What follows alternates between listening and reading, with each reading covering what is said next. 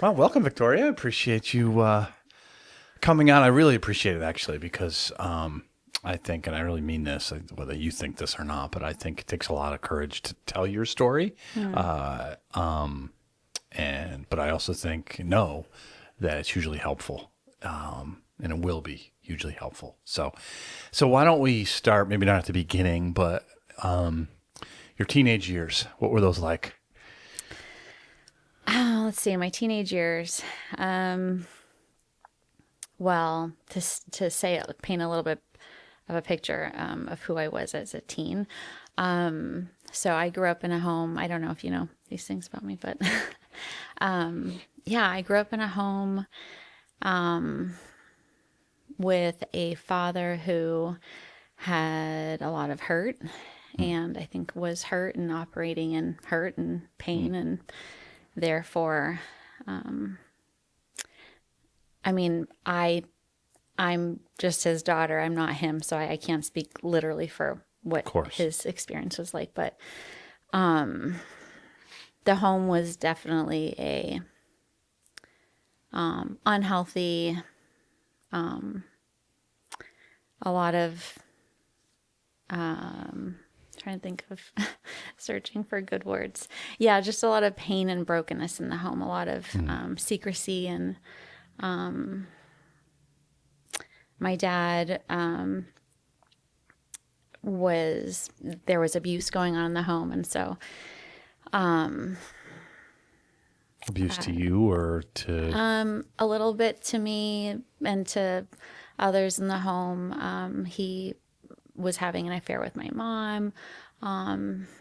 There's just a lot of stuff, and so my mother had left my dad when I was 7, and my younger sister was about 5, and she had eventually gotten custody of us, and but just I remember going to church as a young child, and my mother loved the Lord, and she grew up in a home where that was fostered for her, but she also came from a home that was yeah, just like a really hurting, similar, very similar home.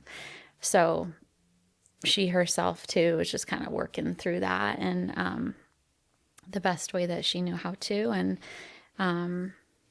so all that to say, yeah, as a teenager, I was very conflicted of having been part of a church, but this word comes up so frequently in my in my language, but like feeling like imposter syndrome, like I'm here at this church, but I don't really feel like I belong. What kind of a We church was it? Oh, I don't remember. Yeah. I don't know the lane, but it was a Christian church, Yeah. and Yeah. but we moved a lot, which I think played a part into why I just kind of felt like I don't really belong wherever I was. I'm probably gonna cry. Is there tissue? Okay, there's. Yeah, I just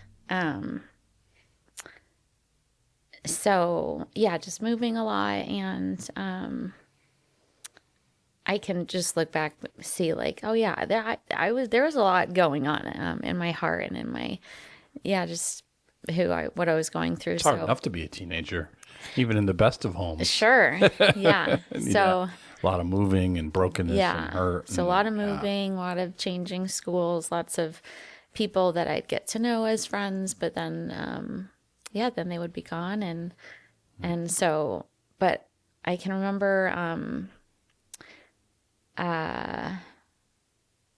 just a first memory of an early church.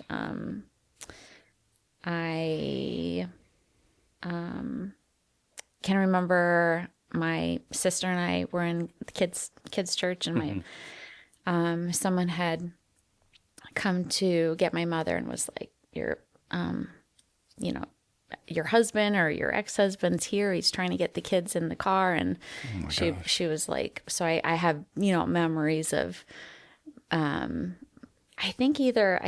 my mom's best friend had come out of the church, and she was jumping on my dad's back trying to get us out of the car. And it was just like, Wow. I remember that but I also remember just being taught about like Jesus and the Lord.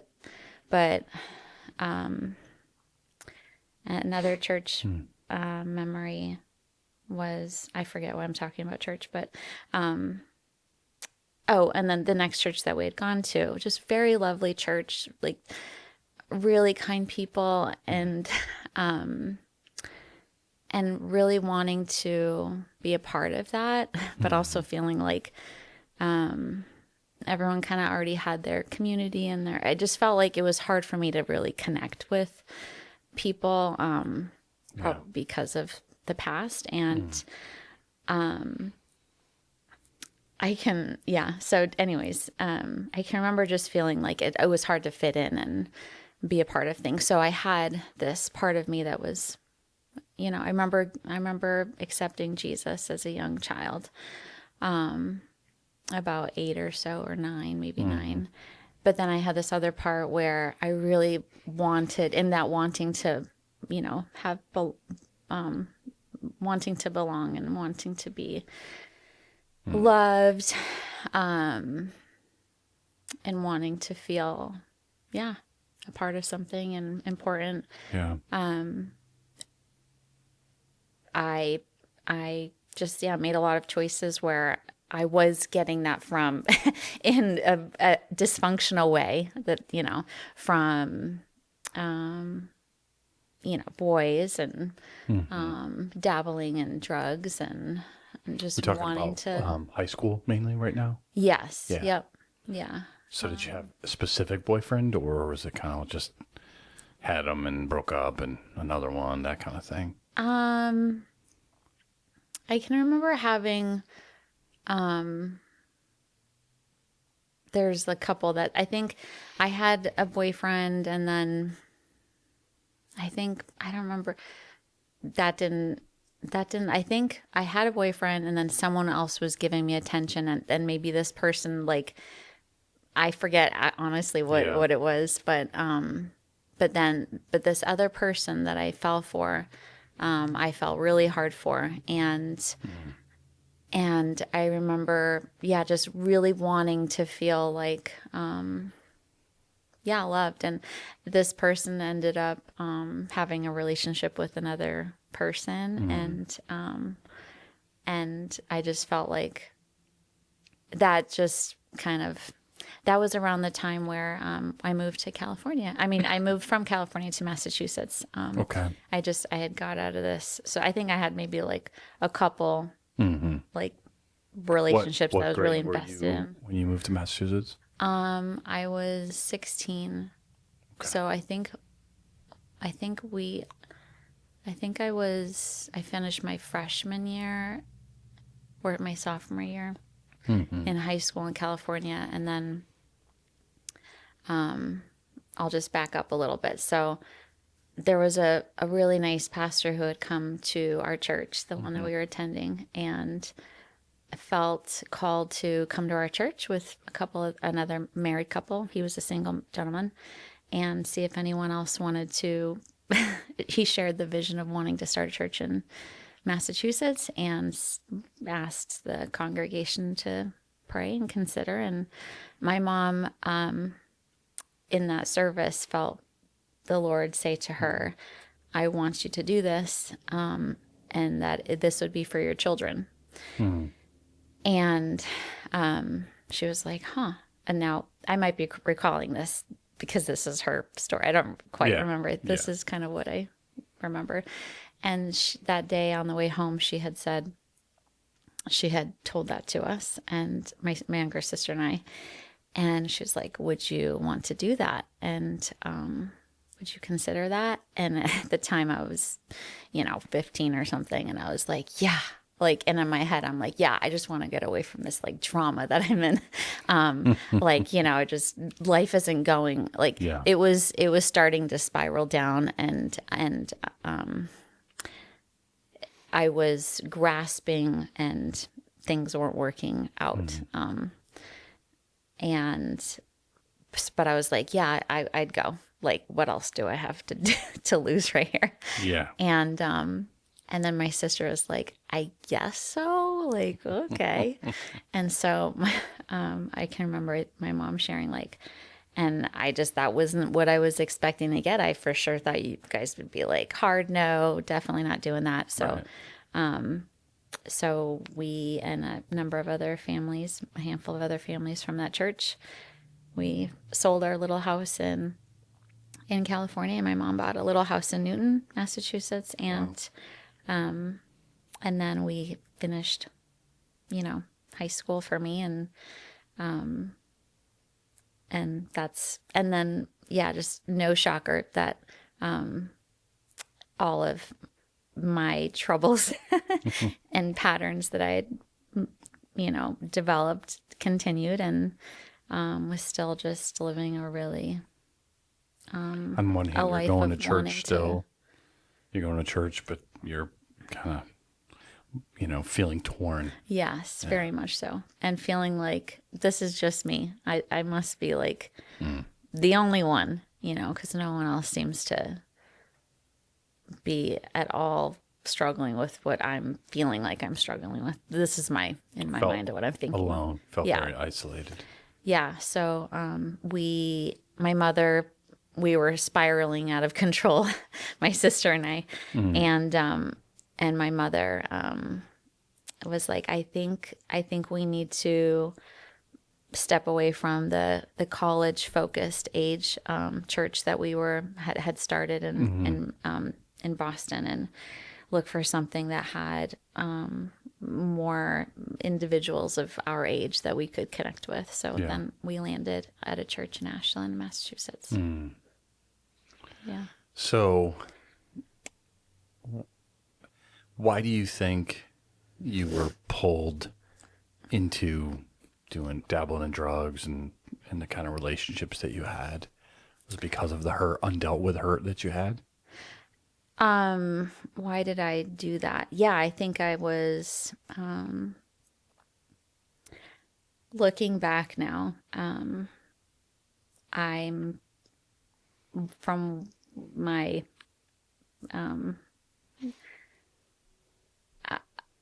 yeah, I'm like, I was gonna say, like, I'm not like a psychiatrist. I've not done a lot of counseling or anything like so, but it appears that, yeah, as I was desperately searching for belovedness and wanting someone to love me and to pay attention to me and to feel like I was important and yeah, desired and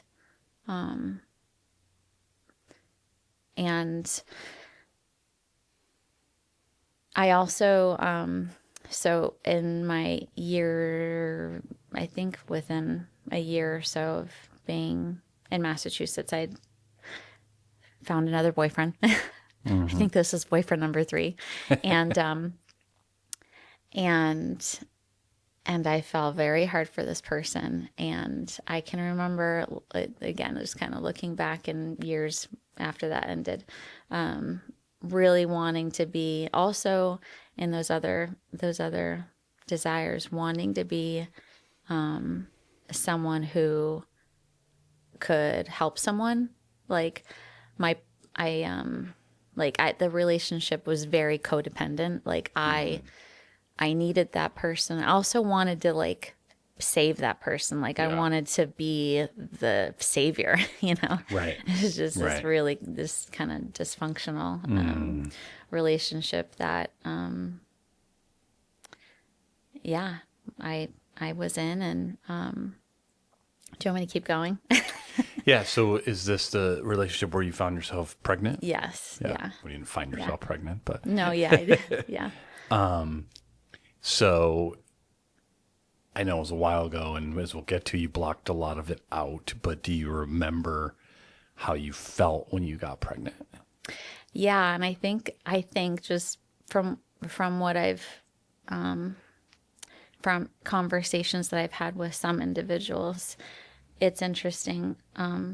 and this isn't for everyone. This is just my experience, but it seems to be common as I think with trauma, and that might be like sound like a funny word to use right now, but when big things happen in your life, and maybe things that you don't want to remember, there's little things that you can't forget. Yeah. But you don't remember, like I don't remember everything, but there are a handful of things that I very much remember and a lot that I don't remember. But yeah, I can remember being in the bathroom of my boyfriend's home and finding out that we were pregnant and just being like very surprised. Yeah. I don't know, I was so surprised, but yeah, very surprised and like terrified. Just really scared. Scared of You're 17, 18? yeah, I was about 17. Do you remember your boyfriend's reaction at all? Not as well. No. I don't remember. Yeah, you were I in don't so remember much that. like shock yourself. It was just I tried. I think I shared with you that I tried really hard after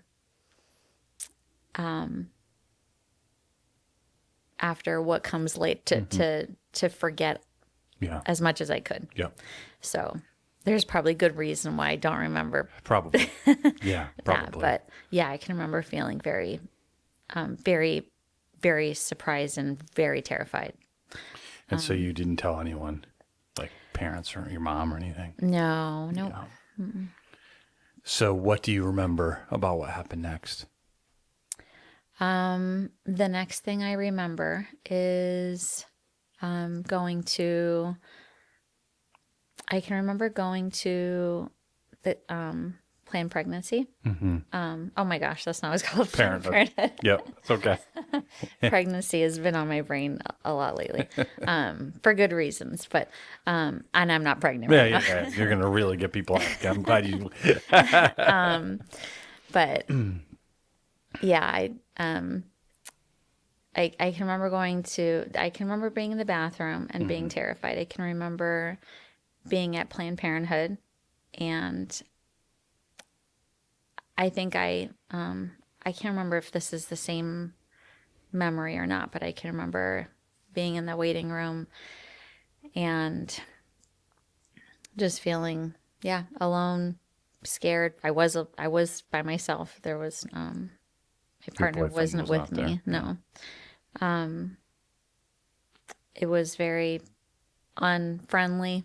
I mean, people weren't going out of their way to be rude in the waiting room, but it just was cold and uncomfortable. And I remember, I can remember waking up after. So I'll go back and say, when I had found out I was pregnant, I was terrified. And I didn't really allow myself to, like, I didn't look and research. I didn't, there's a lot of things that I didn't, I just knew I was pregnant and I knew I needed to not be pregnant. At the time, I didn't want to face my mom knowing. I mean, she is no fool and probably knew very well what I was doing. But to face that, I didn't want to do that. Kind of I didn't feel like I could do that. Shame, all the above. Yeah. And also I didn't want it, like, self-preservation. Like, I didn't want anyone else to know. Yeah. Like anybody. It's less real, I guess, if nobody knows. Right. Yeah. It's just, it can go back to how, so, so I had gone to Planned Parenthood to have an abortion in case that wasn't obvious. So I just wanted to share that. Yep. So I remember waking up from after the procedure, and I I remember it being very cold, and I remember being rushed out the door, and I can remember feeling groggy and going to the car where my boyfriend was, and he gave me a ride home. And I remember the car ride was very quiet, and no one said anything. And I can remember being at home. Nobody was home at the time. And just feeling overwhelming sense of like something's not right. And feeling like really like empty.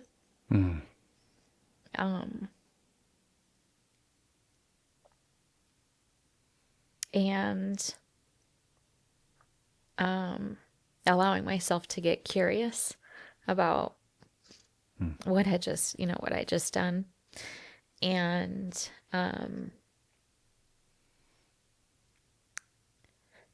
so I went online, and I looked up, like, what happens.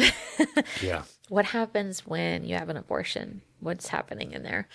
And it seems like so obvious, like looking back, like, whoa, what did I think was happening? But it's a very interesting experience. I can only speak to my own experience. So I don't claim to know anyone else's story. It has its own nuances and it's different, but yeah, just allowed myself to get curious, did some research that took like 15 seconds. Yeah. And I immediately saw some information about the stages of development, and figuring out how far along I was, and what that child looked like, and what that child experienced. And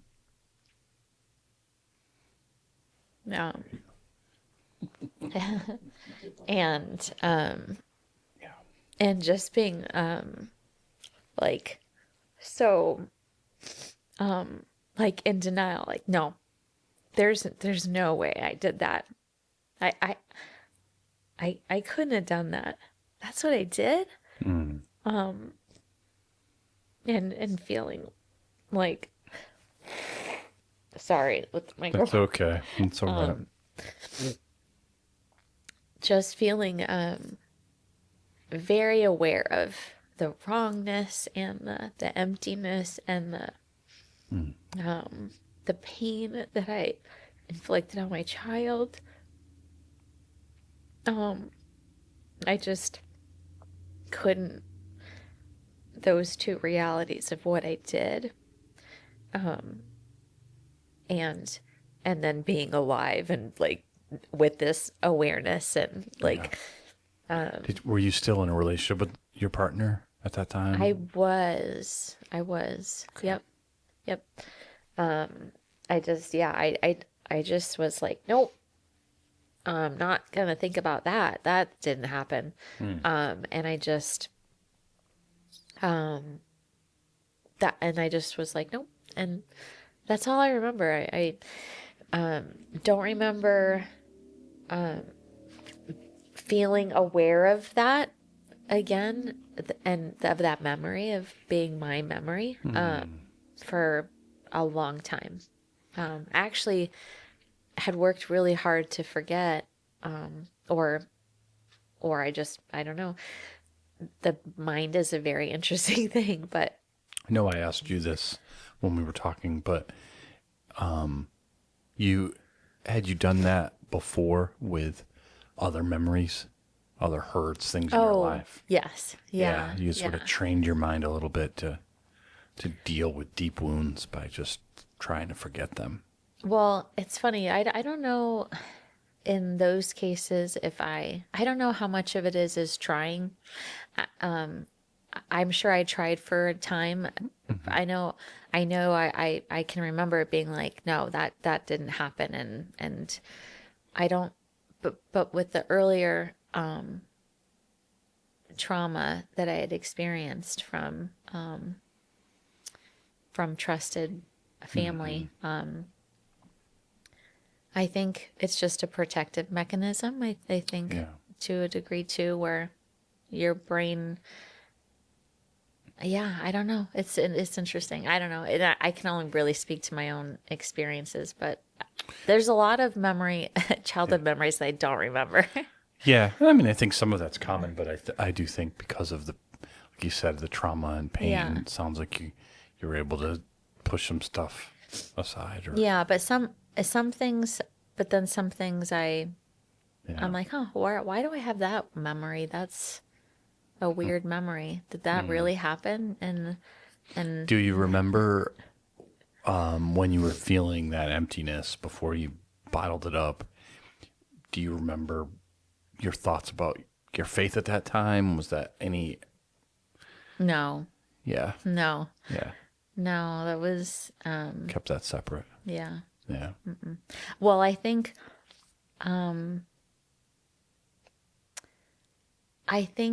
that I don't think it, I think what am I trying to say? I think that the Lord did bring that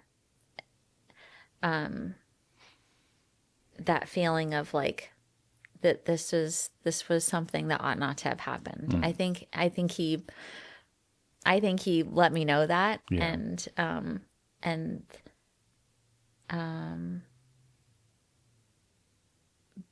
in his loving way, and in the guilt of that. So it wasn't like I didn't like I'm ignorant. No, I was faced with the reality Yeah. of what happened, and I don't know if that makes sense, if that answers Totally. your question, but Yeah. yeah, Yeah. it's I don't think it's like totally separate. I think Yeah. It never is. You know, you yourself might not have been considering the Lord, but he was always considering you. yeah, Yeah. yeah. So you bottle it up.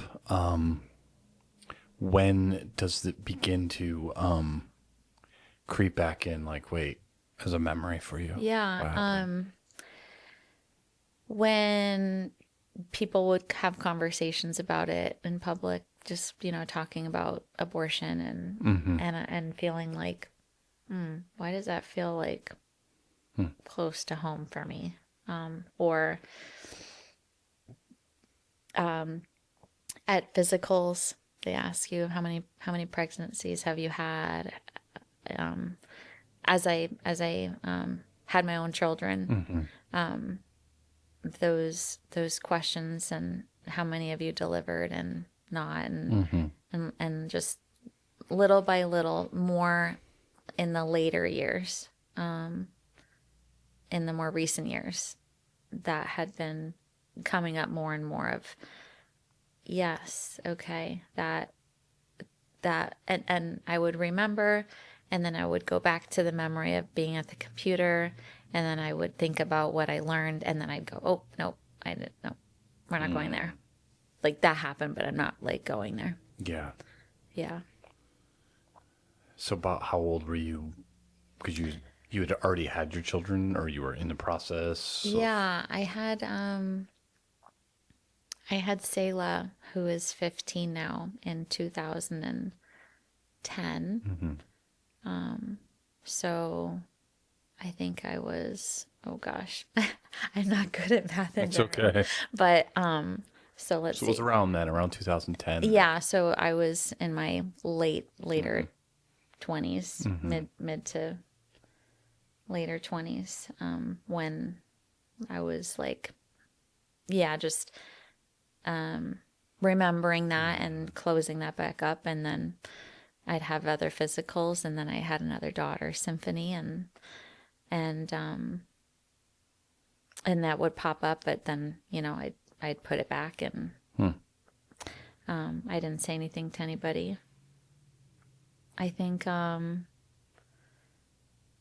at some point I told my husband, I don't remember when that was though, but it wasn't initially. It was later. But at some point I took a class at our previous church that we attended before here. It was called Freedom. And it was a Bible study that helped. This is my paraphrasing. It might not be accurate, but it was kind of like tearing down. Well, it was to an effort to be free of stuff that you're wrestling with, that you're. It wasn't just an abortion type. It was like, No, could be it wasn't. anything. Yeah, Okay. it was just like. So you took the class. Our church is offering this class. It's about took it being more- free. Yeah. Just Yeah. like, hey, that'd be great. But Yes. you weren't thinking necessarily along these lines. No. Yeah, so it was kind of like, it kind of like broke down who you think the Lord was, so that we could kind of rebuild it back to like what, make sure you have a good and healthy and understanding of who God is, who you are, what his desire for you is. And if you have things in areas in your life that you're wrestling with, to try and get down to the root of it so that the Lord can bring healing to your story. And we had gotten into a chapter on shame. And I don't remember what the question was, but the Lord brought the abortion up. And at the end of the study, or somewhere on that chapter, just coming to this so when I was in my early 20s, I'll just back up. Hope I don't forget where I just left off, but when I was in that relationship before, it had gone to a low point. And I can remember there was a little bit of physical abuse that was starting. And I was living in another state with this person, and things were not good. And I knew it wasn't good. And at that point, I can remember telling the Lord, I'm just done doing it my way. Like I'm not very good at being God. And I don't want to do this my way anymore. And like, it was my cry for helping me. Like, I'm done. Yeah. I'm done doing that my way. So at that point, it's when I started to really, like, genuinely pursue an honest, like, more honest relationship with God. Did you move back to the area at that point? So I moved back. Yep. And so, and then within a couple of years, I had married my husband, and during that time we grew in our own. It was like, okay, my partner is not my God, nor am I their God. And it started to learn how to have more of a healthier relationship. I can remember even when we were earlier on in our marriage, him saying, "Don't make me your God." And I was like, oh, wow. It didn't feel good to hear, but I can see how I am putting unrealistic and unfair expectations on you to be what I need, that you can't meet that need, you know? And so fast forward back to the study, I did know that God, I knew I had a better understanding of who God was, and what is, you know, who we are. And it's a lifelong journey. So I still got a long way to go, but, but that's kind of where I was at the time. And in reading and unpacking shame, I became really, you know, I felt like, I had my abortion in hand, and then I had Jesus's forgiveness of my sin, and how it was also for my abortion. Like it wasn't, it was for the thing that was deep down in the darkness that nobody knew about, that, and that he forgave me of that too. And, I explained it to someone the other day. It might have been you, I forget, but I just remember like skipping around, just, not literally, but in my heart, just being like, oh my gosh, like I'm forgiven. Like I'm Yeah. forgiven of everything, and of even my So abortion. The it sounds horrible like thing that I you had didn't done. just grasp that here, but deep in your heart. That's why you had so much joy, because it's like, Yes. wow, it's not. It's one thing to say Jesus forgives us, right? And we understand that fact as a Right. Christian. But there's always that maybe underlining, yeah, but really that. Yeah. But you came to the conclusion in your heart that, yeah, that too. Wow. Yeah. Yeah. It was that too. And if he forgave me, I think I just remember like a picture of like a jail cell, and the door was open, but I was still there thinking I needed to stay there. Yeah. Yeah. And I didn't. And I was like, okay. And I just felt so free. Like I just felt like I can't believe this. I want to share this with everyone.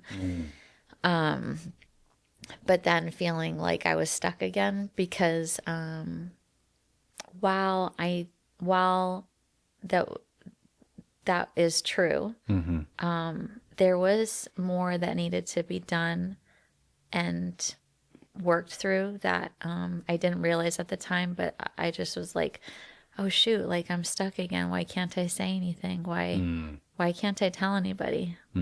And feeling like I want to share this, what Jesus has done, and yet I feel still like there was more healing, because I felt like it was my choice to do that. Like, I'm sorry, let me go back. In just thinking about that,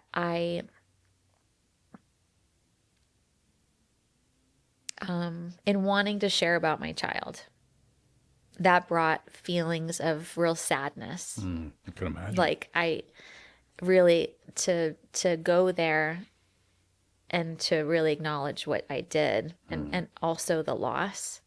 I felt like I didn't have a right to be sad and share, like, because I chose to do that. And so Right. there was still this like sadness and grief that I didn't know what to do with that. So what happened next? You just kind of try to live with that? Go back and forth? I let's see. In sharing with my small group leader at the time about what the Lord had showed me, she was like, you know what? I think you should check out Clearway Clinic. Clearway Clinic, it's a pregnancy resource center. They have, I can't remember if she told me about the post-abortion counseling or if she just invited me to the banquet.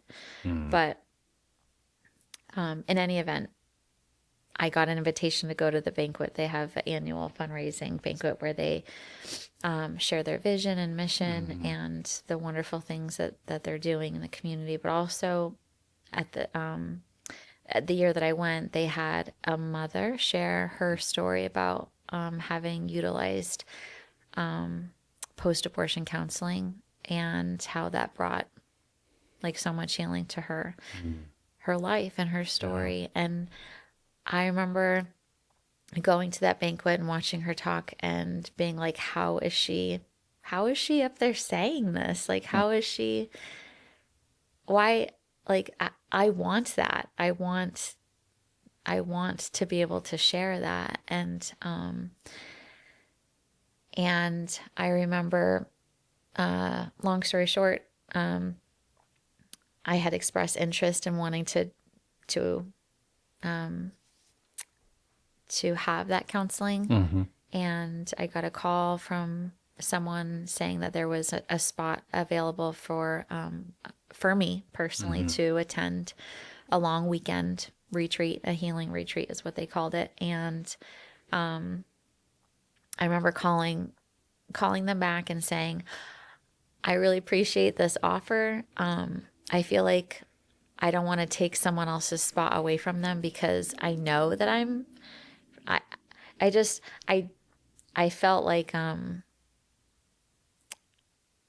don't know, I don't think it was, yeah, just I didn't want to take someone else's spot who really needed it. I was like, I know I'm forgiven.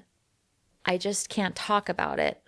But maybe someone else who doesn't know they're forgiven, they should have the spot, because that's, and sharing about how I just felt like I'm sad, but I don't feel like I should be sad, and or why do I feel this tension? She was like, you just need to come. You just need to come. Just come. And I was like, all right, I'm coming.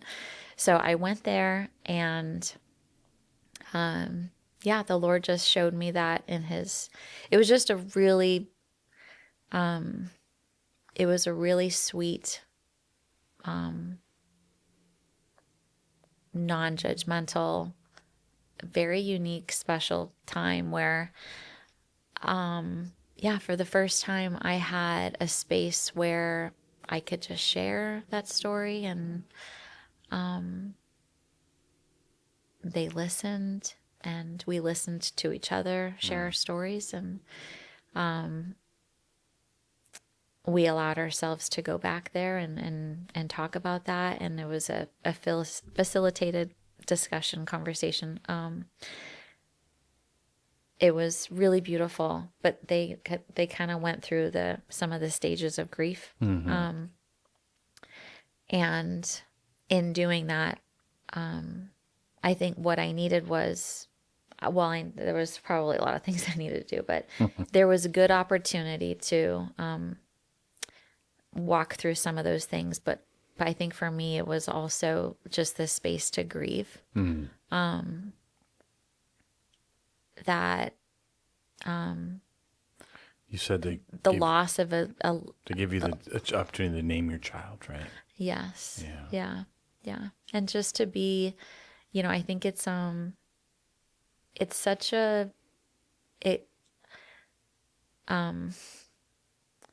there's this belief that I had, and I've come to realize a lot of other women have had in having an abortion, that you think that it's just gonna, like, you have your abortion and life's just gonna go back to how it was, and it's like nothing happened.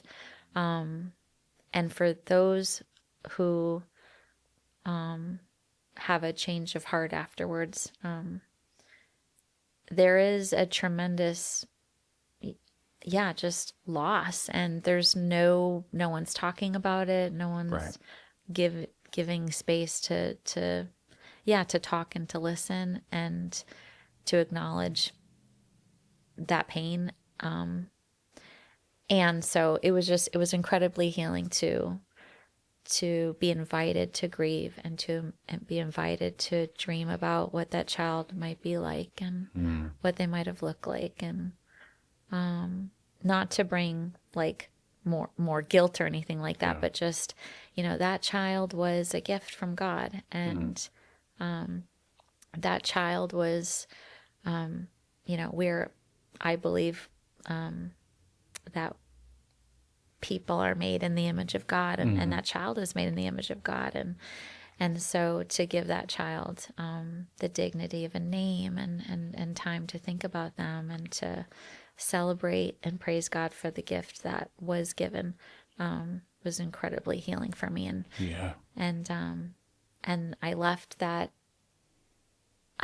weekend just with hand in hand of tears, but also so much joy, and a voice that I felt like I had now to share. I didn't feel like I had it. I actually had it. I was able to talk about it afterwards and continue Before to going do to that, did you talk to Joe about it? I'm sorry. Did you talk to your husband about why you were going to that weekend? Oh, you, yeah. You did share it with him. Yeah. Yeah. Yeah. He had, I don't remember at what point I told him about Yeah. that, but he did know, and he was very supportive, and I can remember, you know, yeah, it was really sweet. It was a really sweet time. I came home and shared that experience and shared it with my kids and let them know that they had a brother. They have a brother, you know, that's with Jesus now, and his name is Amos yeah. Matthew, and they consider him, yeah, their brother that they will meet someday. And Does the guilt ever still try to creep in? the guilt, The shame, or however you want to label it? yeah, the sadness of the choice. I'll always regret having made the choice. I will always, you know, there was a lot of fear of just feeling like, I can remember afterwards, in my moments of remembering, and then closing it, feeling like it's a lot of feelings and emotions all wrapped up, but I can imagine. just the feeling of fear of not fear, what am I trying to say?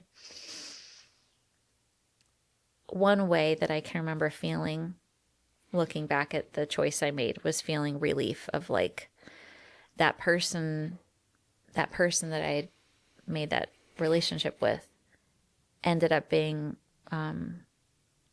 continuing patterns of violence, and feeling like, well, it's a good thing I did that, because I would still be tied to like that relationship, and just like ways that I tried to justify it in the moment, and then kind of, but I have such a different perspective of that our God is so good, and he's so loving, and he's so faithful, and he's just faithful to help us wherever we are, in whatever situation we're in. And I know that had I chose to kept my son, I know that God would have been like so kind to me still, and so kind to my son, and so kind to this. I mean, that's just who God was. Like, I have a daughter, our oldest daughter, Selah. She was born with tuberous sclerosis complex, and she has epilepsy, and she has some medical stuff, and she'll likely always live with us and need care for all the days of her life here by her mom and dad, or whomever the Lord helps care for her later on. But at times I just kind of liken, as I reflect, there are times where I feel, I mentioned to you, or actually I don't know if I mentioned to you, but you'll get to know this about me the more, like, I get kind of squirrely. So right now I'm going to squirrel over here, but I'll get back there. Selah's going to be having some brain surgery in March. And there are times where, I'm like, the fear of that, the unknown of that, will creep in. And then I just remind myself that,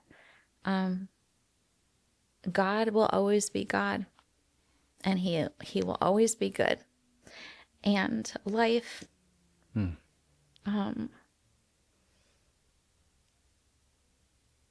life might not be, might not go the way we think it should go, or the way we want it to go. But no matter what happens, nothing is going to, no one is going to take Selah out of his palm of his hand, Right. not even death. And with Amos, no one, like, not even death is going to separate the Lord from my son. And no matter what happens in my life or anyone's life, I'm just kind of circling back to, we can justify, I justified things because out of fear of, well, what if, Right. and just not trusting and not knowing that I could trust God. Yeah. But God is always going to be God. He's always going to be good. And he's always doing things. And, I don't know if that's Yeah. coming across. Have you ever well. thought about what it will be like to meet Amos someday? What he'll look like? I have no idea. No, I've tried to, I think as humans, we try to imagine what is the new, what is the new earth and the new way going to be? I don't know, but Yeah, and the Bible doesn't tell us, but I'm pretty sure we don't have really old, elderly people walking around.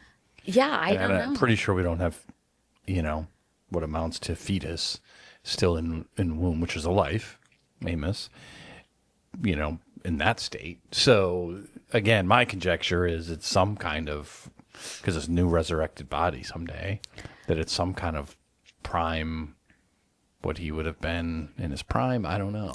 We don't know, but I it's do gonna believe be he'll wonderful. be able to talk to you. It's gonna be wonderful, and yeah, it's just I have my own thoughts about what I think. I don't like, but the Lord does tell us some things, and yeah, it's gonna be wonderful. So yeah. It's obvious that the Lord grew your faith a lot stronger through the process of healing.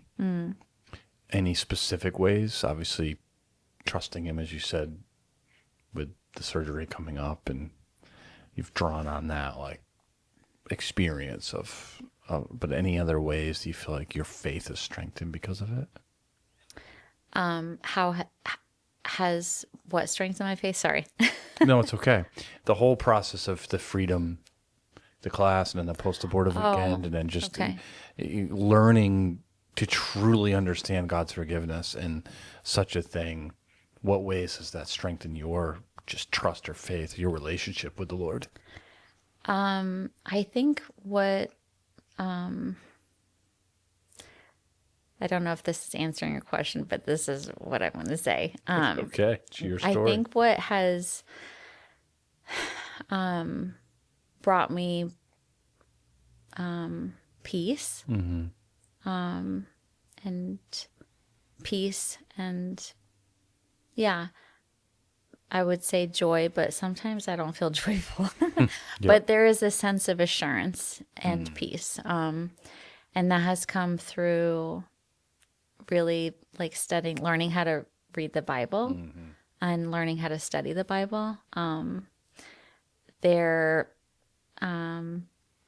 A lot of my interactions with scripture growing up was like what other people said was scripture. Like hearing it but not seeing it, or seeing it but not really understanding it.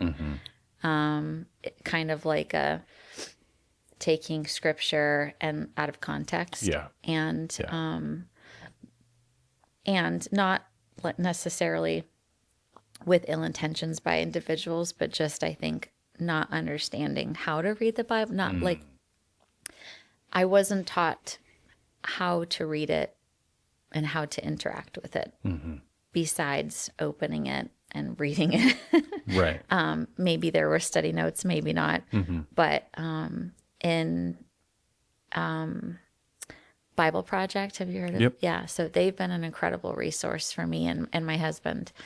He's been a big fan of their work over the many years. But in just learning how to read the Bible, who was the audience, what was the culture like, understanding that the Bible wasn't written in English, and that the words that are written are not necessarily there. There's just so much more. And in really studying the Bible that way, and what I believe the way that it was intended to be understood by the writers at the time, and saying what it meant there, and then going, okay, what's happening? What is the Lord saying here? And as I do that, and as we continue, I'll say my husband and I, as we continue to do that, just getting a greater awareness of who God is, what is this all about? Who all of creation is, his love for all of us, and his desire for all of us to live a life that is loving, and we are loving one another, and that we are hungering and thirsting for righteousness and having right relationships with each other, and extending mercy, and just that the more I do that, the greater sense I have of God's heart and his heart for everything that he's made, and just like his sovereignty. Just, I mean, if this is all true, I can have peace no matter what really hard situation I'm in, no matter what, how my kids are just driving me bananas, and I feel like I'm gonna, or, when my husband loses a job, or or the kid's diagnosis, or you find yourself in an unexpected pregnancy. It's just, all of it is no surprise to God. And he is doing great things that we only see like this much about. And while I'm excited about, as you said, meeting Amos for sure, and dreaming about what heaven is like, also holding very much in hand that the kingdom of heaven is here, and his, the truth of God and his way is here, and he is wanting us to learn about his love so that we can share that love, and share compassion, and share help, and to be generous, and all the things. So that hope now, that heaven on earth now, is what brings me. I pray it moves me to how I act, and how I react, and how I live, and how I everything. And in digging into his word, I'm drawn to his heart. I want to talk with him. I want to listen to him. I want to learn about him. I want to sit with him. I want to, it's just, the more I realize his goodness, and the more it's just. Well, it's like what Jesus said, when the person who's been forgiven much loves much. Yes. What's it like, because abortion is so controversial, it's been made so political, so now you got different sides, and it's not always even a religious argument. Obviously, faith and where life begins will come into it, but it's gone so much. So, and it's very public, right? It's probably, amongst a couple of other issues, the most controversial issue for years in our culture, and maybe the world, certainly in Western culture. is it hard? Does it make it harder that it's like, I made this choice, it was wrong, I've received God's forgiveness, but you now put all of that into it, that there's people that might want to condemn you, there's people who would actually want to celebrate what you did, and whether they do or not, does that make it more challenging to kind of walk through share that? it, Not or- necessarily to share it, just to kind of live with it, not the guilt and the shame, but just like if somebody, had a really bad, they were in their 20s, they were on drugs, and they murdered somebody, right? It's sin, it's wrong. And then they come to Christ maybe, and they realize that was wrong. They receive the forgiveness. It's still really hard, but it's a little bit more cut and dry. There's almost everybody, regardless of where you are, would agree that that's wrong. Whereas what you did, there's a lot of people that would say, no, what you did was not wrong. And does that add an extra weight to it? Does it add extra weight to my choice? Just your experience with it, not necessarily your choice, just how you or what I did? you consider it, how you kind of process it even now. I don't know if this is gonna. I'm not sure. No, it's a I'm hard hearing question. I'm not sure if I'm quite hearing what you're getting at, but I mean, it's clear to you, Jamie, and probably to other people, but the way my brain works, if my husband was here, I'd be like, "Can you say it in different words for me? What he's saying?" But Yeah, I wouldn't blame yes, yourself. it I think it's a hard thing to describe. It's just like, it's a very unique sin, let's just call it, or a Yeah. unique choice, versus someone who did this or did that. All of them need forgiveness of God. But Yeah, because the sin is celebrated in some circles, not that you do, Yeah. but does that just, do you just dismiss all of that, or does it? I think I mean I've had interactions with anytime I can share about Amos, Yeah. I want to. Yeah. And I if someone asks me, how many children do you have? I say, I have 3, and let me share with you about them. And I've had the response of, well, that was, you chose to do that, and that was right for you at the time. And I mean, we only know what we know. And so I'm not gonna, I've kindly said, well, I regretted that choice, and I still regret it. And I just say, and never, like, the other person's just like, oh, okay, like, that's great. Yeah, right, And right, so right. I don't, it doesn't make sense to hold someone that has a different belief to a different standard than Yeah. that I'm living by. So Right. that's where they are, and that's their feeling. And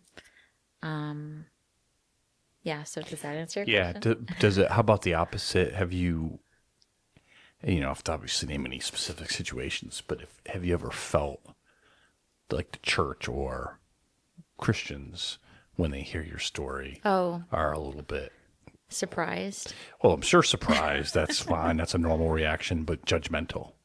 Maybe either overtly or just kind of like, oh, you did that. Oh. If they did, that's between them and God. But Yeah. the person, there's a person that I can remember sharing that to, and they were having a conversation with a couple other people, and I was there, and they were like, saying not nice things about individuals who would choose to do that. And I said, well, I did that. And I love that you're just so open about I was it. just like, I did that. And it was kind of like, oh, I didn't know that. And I shared, I don't owe anyone to share it, but so I hope no one hears that one has to say something if they don't feel led to do that. But I felt comfortable saying I did that, and this is why I did that, and I regret having done that, and I would just, be aware that I mean, statistically, 1 in every 4 people have had an abortion, 1 every 4 women. So with every woman, there's a partner to that. And so And potentially often, there's a lot of hurt, yeah, hurting so much. people Yeah. who are very close to you, who has a similar story that might not have ever told anyone. And just like we would, I mean, just in general, we ought to be, we ought, we ought to be loving people. And that, in that conversation, that wasn't happening. And Well, that's a yeah, good so lesson, really, for all of us in any situation. Of just being very careful about painting with broad brush strokes situations or people and what they're like or what they're not like, and assuming this is the kind of person who does this. And it's like, that life is not that simple. And people are not that simple. And I think we not like to, but it's just easier to just kind of like have categories. sure. We all struggle with gossip, but people who do that, and it's just so not what Jesus taught and lived. That freedom from all sin, all of those things, is found at the cross. Yeah. And it's like to know it here, but to truly be like, okay, I don't know this person's story. Yeah. Yeah. We all have our own story. Yeah. And everyone's story, we live in this world, therefore, contains suffering. Yeah. And yeah. And like you said, hurt people will hurt people. Yeah. And you Yep. experience that. Yeah. And yeah. So you've explained a few different ways. Anything up till, and then we'll talk in a second about your new work that you're doing, new venture. But what are there any concrete ways that you can see that God has used your story to bless or to help others? Yes. Yeah.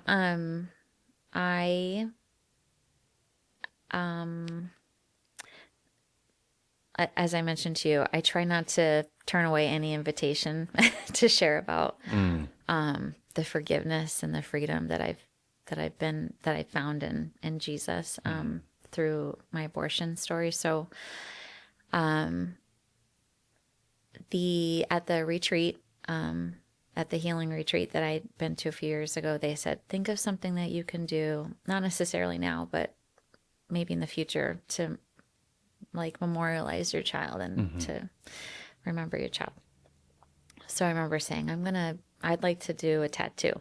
And I have some flowers over here of family members in my family and my children, but I didn't have one. I had a blank space here, and I was always like, that blank space, I need to fill that in. And then this year, I was like, I'm gonna do baby's breath for Amos. And so I did that this summer, and in individuals who have asked, there's people will ask about my tattoos and say, I'm just, What do they mean? yeah, like, oh, I Yeah, noticed that, and can you tell me what they mean? I'd be happy to tell you what they mean, because there's a great testimony in here. And so, in sharing that specific tattoo for Amos, there was several people who have shared with me that they either, abortion was part of their story, but they had honestly forgotten about it as well from years ago, and they never told anyone. Another woman shared with me that she had surrendered her, she had given her child up for adoption that no one ever knew about. And so I've had many conversations, like maybe more than one hand since the summer, of women who have shared with me that's part of their story, and they've not shared that with anyone. And it's given me an opportunity to, I think first and foremost, just listen. Yeah. I'm learning more and more of just what it means to listen and be in the presence of someone's pain and just be there and not necessarily say anything. Right. And how important that is for us as humans to do, and to give that and to receive that from other people. And then if they ask questions, to share more about the ministry that I was blessed by, in the event that that might be part of their healing journey at some point. So you try to listen for sure, and then if they ask for more, or if something, you don't push it, but you just sort of like try to steer it towards, here's some help. Yeah, just Yeah. listening, and then listening to them, and then listening to the Lord of like, Right. okay. Because if they are vocalizing it, they're probably looking for something from you. They may not be looking for, like step-by-step instructions, but something. And maybe it's just a listen. But I think, and I can't speak for them, but for me, I think when someone shares their story, it gives us an opportunity to share our story. Like, yeah. I think, when we can move past when we can just allow ourselves to be vulnerable and to share things about what's really happening, it opens a door for someone else to go, and like walk into that. Yeah. So I think just knowing that, I think that it comes from just wanting to know that, or that they're not alone, and Yeah. to feel like, they're not alone. It is amazing. I would probably say satanic even, that we have a situation where so many, not just women, but men who maybe had a big role in kind of advising to pushing their partner into an abortion at some point. So many. And yet very, very typically feel isolated and alone, like they can't talk about it or shouldn't. And I think it's a lot like, you and I talked earlier about when someone miscarries, and it's kind of like, not that don't feel like you can talk about it, but you just feel like it's a lesser grief when it shouldn't be than if you had lost a child, like out of womb. And I think it's all because of this like cultural battle that creates a situation where I don't know if I can tell you how painful. Maybe I'm not supposed to feel like this. I'm not supposed to feel pain because it was just a procedure, or I do, but what are you going to think of me? It's just really sad that people are hurting and don't feel, not everybody, but a lot of those people feel like they're alone in that hurt when so many others have felt that too. And it feels like that's a ploy of the enemy. And God's using you, even if it's one instance at a time, to help people realize they're not alone. That not only is there for them, others, and most importantly, God. Yeah. And that pain is pain. Right. And that, I know, even I was sharing this with someone, sometimes I wrestle with, and just thinking about Selah, and sometimes the need sometimes it's really hard. Her story and walking her story, and the family dynamic that we have can feel really hard. Yeah, sure. But then other times, like I recently went to a marriage retreat with Johnny and friends, the couples, and I got to be around a lot of other couples whose story is really hard, like so much harder, I feel like. And I was tearing up listening to a woman share a story, and she was like, why are you crying? And I was just like, oh, I feel like almost like bad for feeling bad for I feel like I don't have a right to be sad about my story because your story seems so hard. And she was like, no, honey, like it's all hard. Like we're in, we're in this together. Like, and I was just like, oh, thank you so much. Cause we can undermine our pain when we compare it to others' pain, but it's all pain. Right. And I'm, and and we're not alone in our pain, and it can be different and it can look different, and it's still what we're experiencing, and it's a shared experience in that way, and it's worth sharing and being comforted, Yeah. and to Yeah. comfort others. What what advice would you give to any woman, young woman or not, who finds yourself in that situation where they're scared, feel alone? What should they do that you didn't do? What should they do? Yeah. I don't know. I don't know what they should do. But I would thinking about, I think it's, you brought up, and I'll just say it's important to bring awareness to men who are carrying also the burden of, post-abortion hurt. If because in the same way that I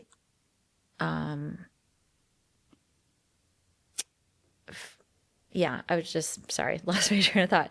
But it is a very real thing that men also can walk with post-abortion pain. That's Yeah. what I'm trying to say. For sure. And that is something that that there's support for men as well. That I was talking to another gentleman a little bit ago, and he made it seem like it was just a woman issue, and that like it with abortion, and that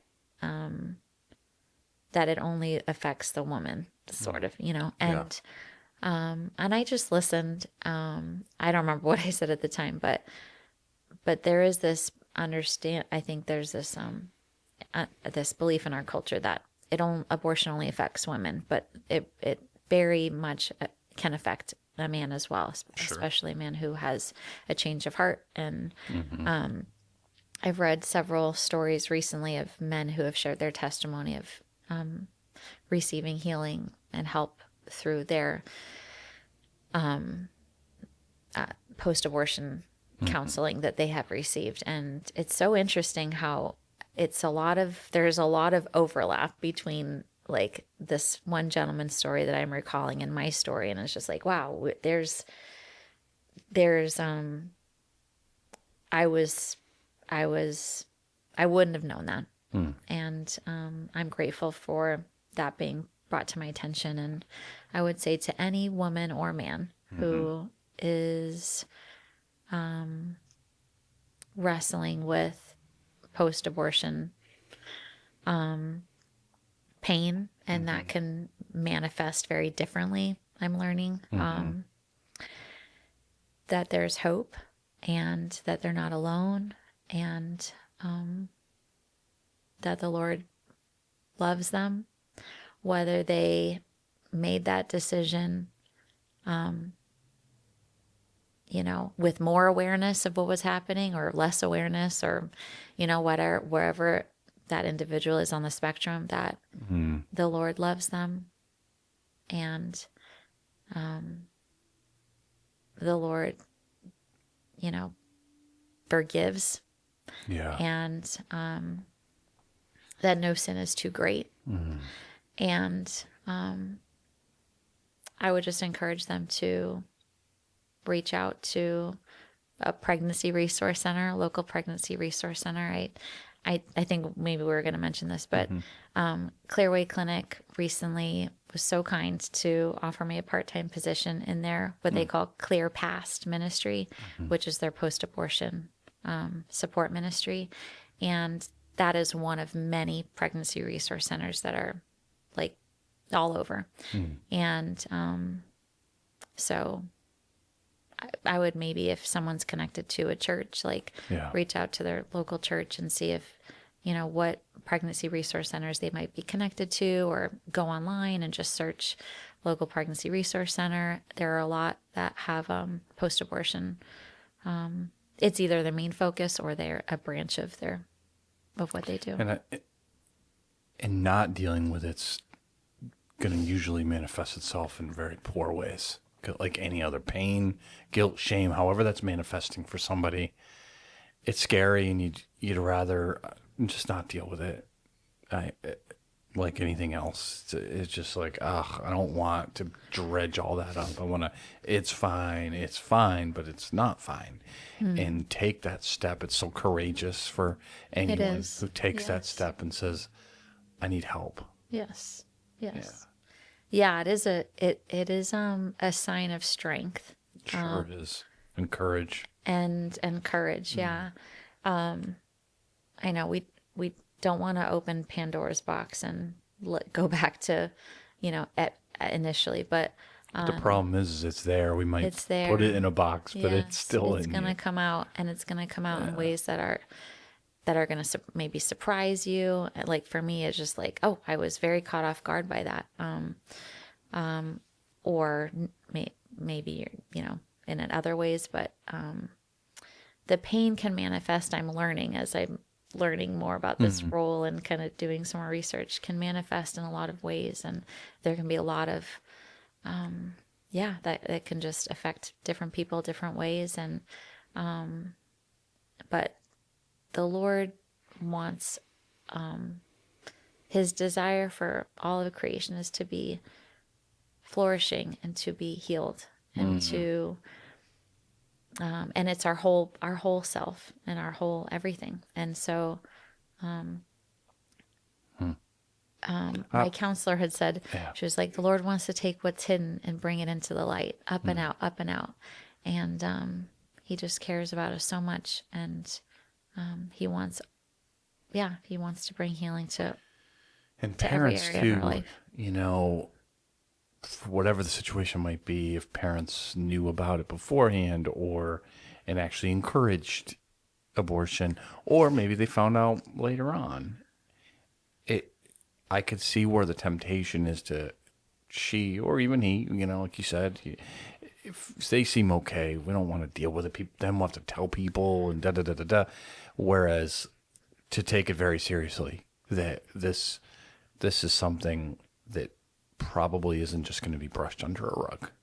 I mean, I would say definitely, but I suppose you can really, really put it deep down, but it isn't going to be as simple as, well, you did it, and what else are we going to do? That if you care about whoever's in your life, whether it be a friend or a child, if you're a parent, to get them that help or to really encourage that help for their sake and for yours, if you were a participant in it. That's the problem, right? It's the partner, it's obviously the woman who's pregnant, but it's also parents or friends or counselors. Oh my gosh, there's so many people who might have said, yeah, do it. And then, should I have said that? And I was, so when you say 1 in 4, it's way more than that. Yeah. If you really look at the compounding problem.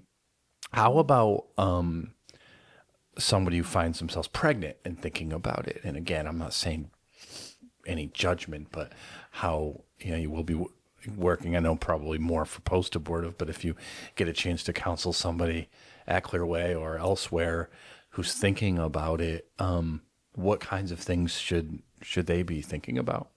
Should that person be thinking about? Well, I've only been working at Clearway for a little bit. We're not There's probably expecting you more to be an better expert, people that can but- answer this question. But Yeah.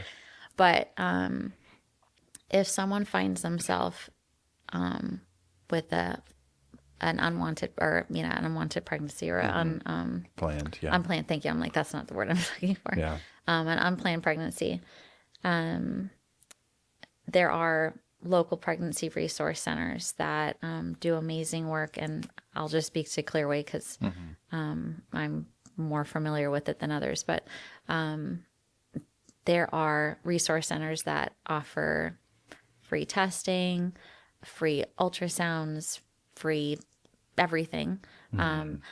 They offer all of the information. They offer information on adoption. They offer information on abortion. They offer the information so that You that can make a wise individual can decision. have Yeah. an informed decision. They can make an informed decision, and they can find out things that are available to them that Planned Parenthood doesn't do. And what was the other thing I was going to say? Typically meet some extremely warm, caring people in those environments versus maybe. Very compassionate, very kind and loving and nurturing support for sure. And that's never a problem. That's never a bad thing to have more of those types of people in your life, right? Yes. Yeah. I think what I wish that I had done, I think just as a preventative maybe, like having people in your life that that you are honest and open with about what's going on in your life, spending time developing those relationships that you can be honest and vulnerable with, so that if you find yourself in a situation like that, you know that there are loving people that that are there for you, and not listening to fear, because the voice that I heard was, if anyone knew, no one's going to stick around. And that's just not true. No. And there are plenty of people, even if unfortunately, if the closest people that you are with aren't going to stick around, that God is a good God, and that he loves that individual, and that he is going to continue to love that individual and provide for that individual. And it might look different than what we expect, and it might not be the way that we expect, but that he is a good and faithful God. If a person who's supposedly close to you and loves you weren't going to stick around, how much did they really? Yeah. I mean, I don't, if you truly love someone, you may disagree with a decision and not be happy about it, but you're not going to forsake them if you really love them. Right. Yeah.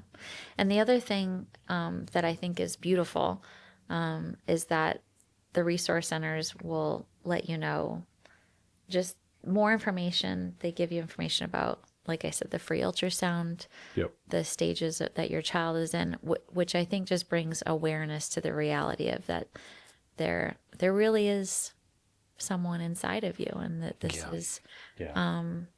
this is a life, and it brings an awareness that to the mother that you don't get at Planned Parenthood. Right. I think regardless, someone watching this, regardless of where you might disagree with us on something, I think we should all at least agree on is this is a much weightier, heavier thing than often aspects of our culture try to make it sound like. It's just a medical procedure. It's not, and regardless, if you disagree with us that life is at conception, which we both vehemently agree with and think it's the biblical worldview, the statistics are there. Like, there's no denying that this is heavy, because that's a life. And whether you think it's now or eventually, but it's you're pregnant, right? That's going to be a baby. And to just think I can casually cast that aside with having it be no emotional, spiritual, physical ramifications is kind of whistling past the graveyard, right? Like, there's so it should be taken more seriously at the very least, which, we'd way rather you go beyond that, but to be able to think like, well, this isn't just, I'm going into a medical place and having a procedure done. It's just, I know it, everybody knows it. And to get the help and do that research, like you said, can make you just a way more prepared and informed decision. Yeah. And just there's a lot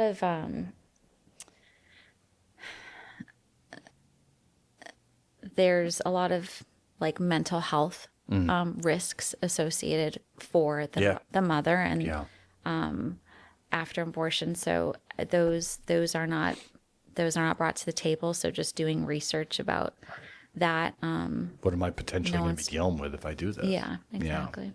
Yeah. Well, I think it's an amazing thing that not only obviously working for Clearway Clinic and having that, but just sharing your story here, sharing your story whenever, like you said, possible. I know God will honor, has already honored that and used that and will continue to. It's a beautiful thing. And I think it's a great testimony and example of using your pain, using your brokenness, your things that you've done. Any one of us can use that to the glory of God, because he is a God that's above all of that. Yeah. Any particular, before we head off, is there any particular reason why you chose Amos? I mean, I know he's a biblical prophet. So full disclosure, I hadn't read the book of Amos. A lot of people don't. It's okay. Yeah, but I have read since then. Yeah. But so it's just a name that I think in looking into the name, I think if I'm recalling the meaning right, it was like carried by God. And this sounds funny, but I was laying on this in the middle of a road that it wasn't a busy road at the retreat. And I was on my back looking up at the trees, and I saw what looked like a big spider web traveling from the tops of one trees to the other in the wind. And that broken web, just, it reminded me of like